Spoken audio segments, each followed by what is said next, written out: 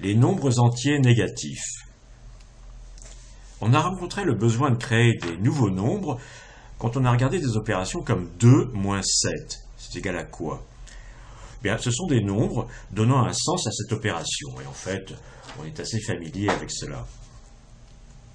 La création de nouveaux nombres pour donner un sens au résultat d'une opération est quelque chose que nous avons déjà rencontré, avec les fractions par exemple.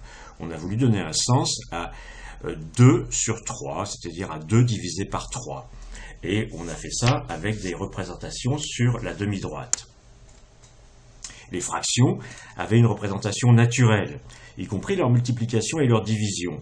Par exemple, pour définir 2 divisé par 3, qui n'est pas un nombre entier, on prenait le segment 0, 2, on le coupe en 3 morceaux, ici et là, et la première marque, ici, ça s'appelle 2 divisé par 3, qu'on note aussi 2 tiers.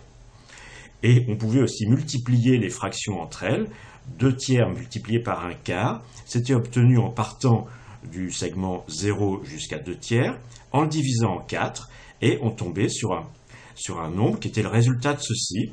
Et comme ce nombre, c'est par ailleurs 1 divisé par 6, eh bien, on a vérifié que 2 tiers multiplié par 1 quart, c'était aussi un sixième, et c'était aussi d'ailleurs 2 douzièmes. Les nombres négatifs vont être les marques entières à gauche de l'origine sur la droite habituelle. La droite habituelle, pour l'instant, on l'avait équipée de nombres vers la droite de l'origine. 0, 1, 2, 3, 4.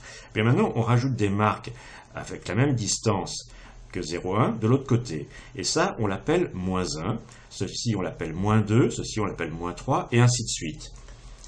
L'addition correspondait à un déplacement vers la droite, quand il s'agissait d'un nombre positif. 1 plus 3, ça faisait 4. On se positionnait à 1, et on comptait encore 3 marques vers la droite, et on tombait sur 4. Et la soustraction est un déplacement vers la gauche.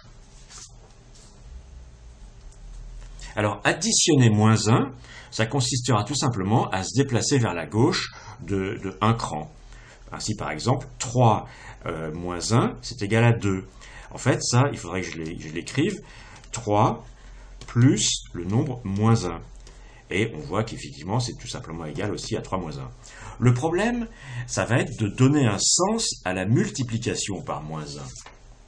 Parce que jusqu'à présent, la multiplication, c'était simplement l'addition à un certain nombre de fois de ce que l'on voulait multiplier.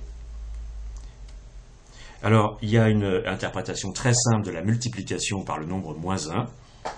Ça consiste à faire une rotation de 180 degrés autour de 0. Ainsi, par exemple, si je veux multiplier 3 par moins 1, comme ceci, moins 1 multiplié par 3, je pars du nombre 3, je fais une rotation dans le plan de 180 degrés, je tombe sur un nombre qui est moins 3, évidemment, puisque c'est à 3 marques de l'autre côté.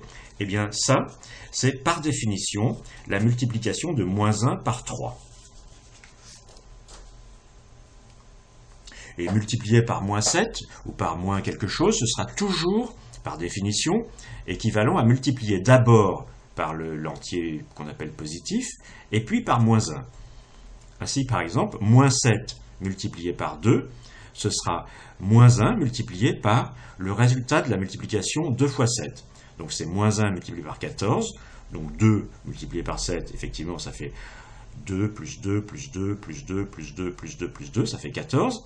Et je le multiplie par moins 1, c'est-à-dire que je fais une rotation de 180 degrés, et je tombe sur moins 14. Donc, moins 7 multiplié par 2, c'est égal à moins 14.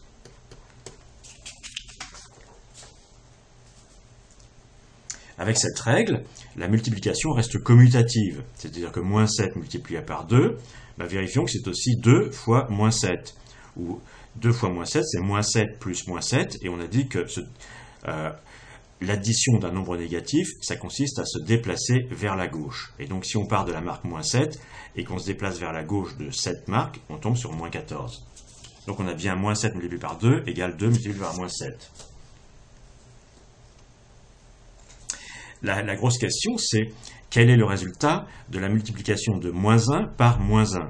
Parce que là, vraiment, il n'y a pas une représentation naturelle avec compter des petits cailloux.